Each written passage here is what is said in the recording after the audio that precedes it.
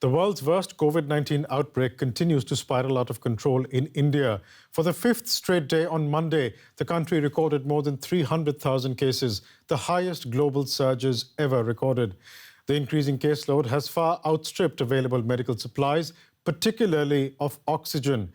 The US, UK, Germany, Singapore, and the European Union, among others, have stepped forward with help. Help that's badly needed to relieve the pressure on India's overstretched healthcare system. Here's more from DW correspondent Nimisha Jaiswal. There is an expectation that a lot of these supplies, these ventilators, these oxygen concentrators should be reaching India soon. We have already gotten supplies from Singapore. There are also offers from the UAE, Saudi Arabia, and other people in the other countries in the neighborhood as well. Even China and Pakistan have reached out with offers to support. Of course, the EU and the US have also spoken out now. Germany has said that it will ensure that any supply bottlenecks for vaccine manufacturing are addressed, because this, of course, also influences global reception of the vaccine. The US has been criticized for blocking the supply of crucial vaccine raw material over the past few weeks. But now both President Joe Biden and Vice President Kamala Harris have said that they would support India in a time of crisis, much like India supported the US when its resources were stretched during the pandemic. And in the midst of the crisis in the country, social media platforms like Facebook and Twitter have emerged as lifesavers. Literally, Indians are sharing pleas for help and information on availability of beds, oxygen, and other medical supplies. But it's also prompted criticism of the government's response to the crisis. Criticism that the government has decided to go after. Last week, following a legal request from the government, Twitter blocked over 50 tweets in India that were mostly critical of the government. According to a media report, the government felt these posts constituted social media misuse. And for more on this, I'm joined now by Prateek Sinha. He's the co-founder of Alt News, a fact-checking portal in India. Prateek joins me now from Ahmedabad in Western India. Prateek, you're focused on a daily basis on weeding out fake news and misinformation online in India. Did most of the tweets that have been blocked meet that standard? Not at all. There was no misinformation. These are people expressing their opinions about the ground situation. For example, one actor, Vineet Kumar Singh, saying that it is difficult to get medication. Another, member of parliament from another political party saying that, the prime minister should be held responsible.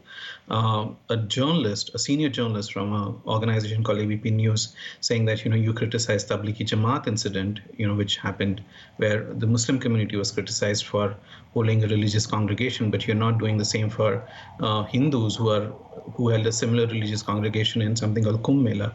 So these were all very genuine criticism with no element of misinformation or hate, and does not at all meet the standards of Twitter as a platform to police these tweets. So is the government then using its powers to block dissent on social media? Absolutely. All of these are tweets which would be considered critical of the government, and the government is forcing platforms, and unfortunately the platforms are buckling as well, but the government is forcing platforms to adhere to certain lines where dissent is curbed. Now, you mentioned the platforms are buckling to the government's instructions. Why? Because in India, if you have to do business, you have to be friends with the government.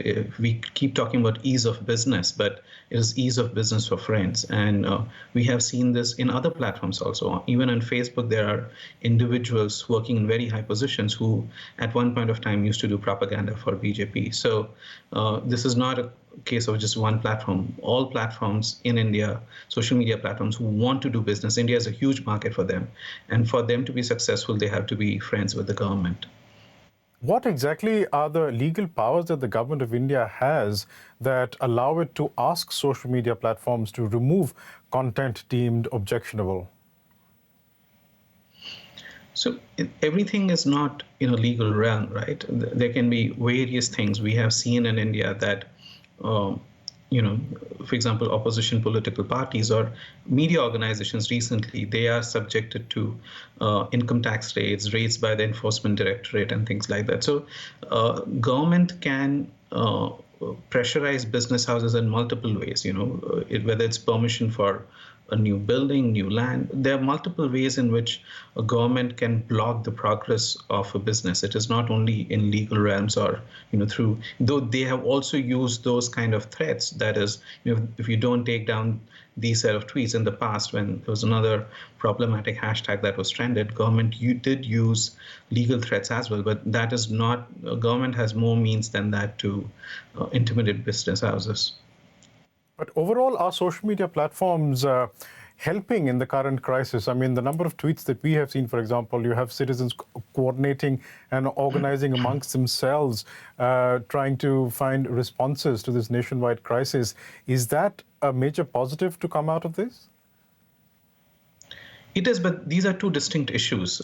Definitely, Twitter especially has been a huge platform for this kind of crowdsourcing resources. And Alt News, as a not-for-profit organization, every month we do crowdfunding, and Twitter is one of our biggest platform to be able to do that. And that is the nature of the platform, and we are appreciative of that. But that is a very distinct matter from the policing or from their inability to take down hate speech. There are multiple times when we have written to Twitter about accounts which have been suspended, which come back and continue to put out hate speech, and which is against their policies, and they don't act at all.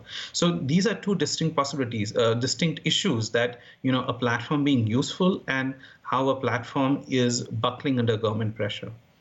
Speaking of buckling under government pressure, do you see in the midst of the present coronavirus crisis, is there actually an increase in misleading information and deliberate fake news that is being spread?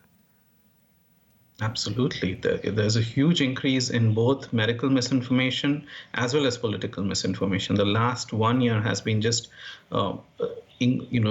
endless amounts of political and medical misinformation. And political misinformation is very closely linked in India to current affairs, and it is organized. That is, it is used to set narratives. So, and a lot of it comes from the right-wing government. So if things are going wrong, then false narratives are created using social media. And it is done in a very organized manner, and we have seen a huge uptick of it. Prateek Sinha, co-founder of Alt News, thank you so much.